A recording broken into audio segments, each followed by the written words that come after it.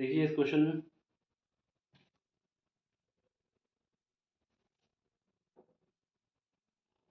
ठीक देखिए इसमें इसमें दिया गया है हमारे पास प्रोडक्ट किसका, फोर्स का और मैग्नेटिक फील्ड वेलोसिटी के साथ चार्ज दिया गया है। चार्ज के विषय में बताया जा रहा है कि चार्ज जो है वो 1 कूलाम का है और जो वेलोसिटी है ये दी गई है। ठीक है, जो इनका फोर्स का प्रोडक्ट निकल के आता है ये निकल के आता है। अब आपको ये बताना है कि जो हमारे पास मैग्नेटिक फील्ड है इसका कंप्लीट एक्सप्रेशन क्या होगा। ठीक, देखो सबसे पहले हमारे पास जो फोर्स दिया हुआ है उसके हिसाब से देखो। यहाँ पर फोर्स कभी भी दिया होता है मैग्नेटिक फील्ड के साथ तो हम लोग क्या करते हैं, चार्ज, वेलोसिटी और फोर्स का क्रॉस प्रोडक्ट निकाल लें। याद रखना वेलोसिटी आगे रहती है और बी हमारा पीछे रहता है। वैसे यहाँ पर दिया हुआ है, कोई दिक्कत नहीं होनी चाहिए। ठीक है, अब यहाँ पे देखो सबसे पहले हमें क्या निकालना होगा, क्योंकि इसकी वैल्यू तो 1 है, क्यू वैल्यू क्या है 1 है, ये हमारे पास क्या आ जाएगा, इसका क्रॉस प्रोडक्ट निकाल लें और फिर उसके बाद जो एफ की वैल्यू दी गई है उसको रख के कंपेयर करके वैल्यू निकाली जा सकती है। चलो सबसे पहला काम हमारा क्या होगा, सबसे पहला काम होगा v क्रॉस b निकालना।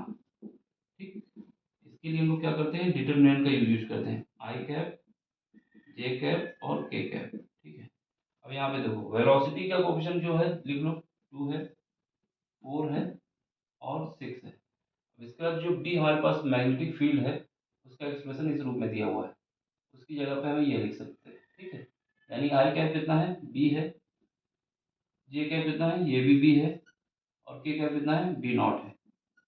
ये हमने लिख दिया। ठीक, अब इसको हम सॉल्व करते हैं। सबसे पहले आई कैप निकालना होगा, तो आई के सामने की रो और नीचे का कॉलम हटा देना है। बी नॉट का मल्टीप्लाई 4 से होगा तो 4 बी नॉट हो जाएगा। फिर यहाँ पर क्रॉस प्रोडक्ट होगा, माइनस का 6 बी हो जाएगा। ये हमारा आई कैप आ गया, माइनस का जे कैप क्योंकि माइनस आता है। अब इसके सामने की रो और कॉलम हटा दो, बी नॉट का 2 के साथ मल्टीप्लाई करो, 2 बी नॉट होगा, बी का 6 के साथ करो, माइनस का बी, माइनस का 6 बी होगा। फिर उसके बाद के कैप की बात आती है, प्लस का के कैप। यहाँ पर देखो इसके सामने की रो और कॉलम को हटाने के बाद बी का 2 के साथ मल्टीप्लाई तो ये 2 बी हो जाएगा, बी का 4 के साथ मल्टीप्लाई माइनस 4 बी हो जाएगा। ठीक, माइनस 4 बी हो जाएगा। अब इन दोनों का मल्टीप्लाई कर लेते हैं। ठीक है, यहाँ से देखो जब मल्टीप्लाई करोगे तो यहाँ से हमारे पास आई कैप है, ये तो ऐसे ही रहेगा, ये कितना आ जाएगा 4 बी नॉट माइनस का 6 बी है और यहाँ पर आ जाएगा माइनस, यहाँ पर हमारे पास कितना आएगा माइनस का जे, ये आ जाएगा 2 बी नॉट माइनस का सी बी 6 बी, ये हमारे पास आ जाएगा माइनस का 2, दो कम हो जाएंगे 2 बी और के आ जाएगा। देखो यही जो हमारे पास है ये फोर्स के बराबर है और फोर्स की वैल्यू कितनी दी गई है, फोर्स की वैल्यू हमारे पास ये दी गई है। यानी इस इक्वेशन को हम किसके इक्वल कर सकते हैं, इस फोर्स के। यहाँ से कर दो, यहाँ पे दिखेगा, दिख जाएगा। तो यहाँ पर हम क्या करते हैं, इस फोर्स को यहाँ पर इक्वल कर देते हैं। फोर्स हमारे पास कितना दिया हुआ है, जो फोर्स दिया हुआ है उसको इक्वल कर दो, एफ आई कैप माइनस का 20 जे कैप और इसके बाद क्या है प्लस का 12 के कैप है, ये हमारे पास दिया हुआ है। अब यहाँ पर आई कैप के कोफिशिएंट को आई के साथ मल्टीप्लाई कर दो, इक्वल कर दो, जे कैप के कोफिशिएंट को जे कैप के साथ इक्वल कर दो और के कैप को के के साथ कर दो। यही हमें करना है। ठीक है, comparing both side, comparing both side. जब कंपेयर करोगे तो आई कैप का कोफिशिएंट ये है, ये हमारे पास ये रहा, ये किसके इक्वल है 4 के। तो यहाँ पर क्या आएगा 4 B not minus 6 B equal to आ जाएगा 4। ये कैसे आया समझ में आ गया ना, ये आई है, यहाँ पर ये आई है, इन दोनों को इक्वल कर दिया। इक्वेशन नंबर हमारे पास पहले कहीं बनाई थी, कहीं नहीं बनाई, तो पहली इक्वेशन ये बना लेते हैं। दूसरा जे माइनस है, यहाँ पर भी जे माइनस है, ये माइनस लगा हुआ ना, माइनस माइनस, तो हमें सीधे क्या करना है, जे के कोफिशिएंट को इक्वल करना है। यानी 2 बी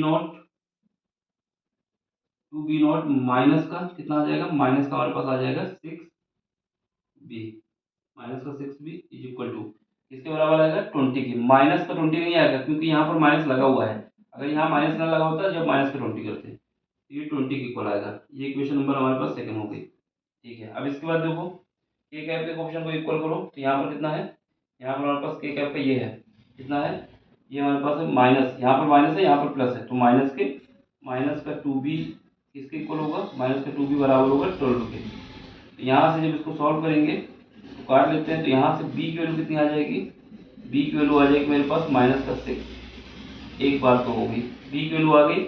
अब हमारे पास दो b हैं, कोई मतलब नहीं था, ये हमारे पास b निकला है। किसी एक इक्वेशन में b की वैल्यू रख दो, किसी एक इक्वेशन में b की वैल्यू रख दो, या फिर इन दोनों को सब्ट्रैक्ट कर दो।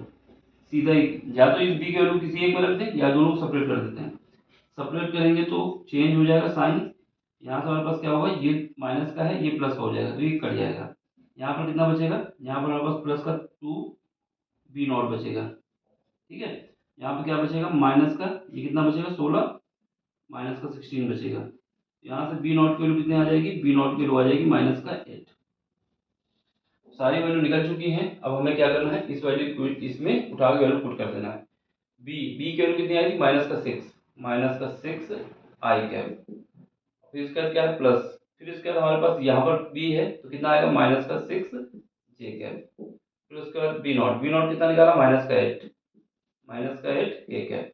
तो ये हमारा फाइनल आंसर आ गया मैग्नेटिक फील्ड के लिए। तो ऑप्शन कौन सा सही होगा, सेकंड ऑप्शन सही होगा। सिंपल सा क्वेश्चन है, बस हमें लॉजिक पता होना चाहिए कैसे करना था।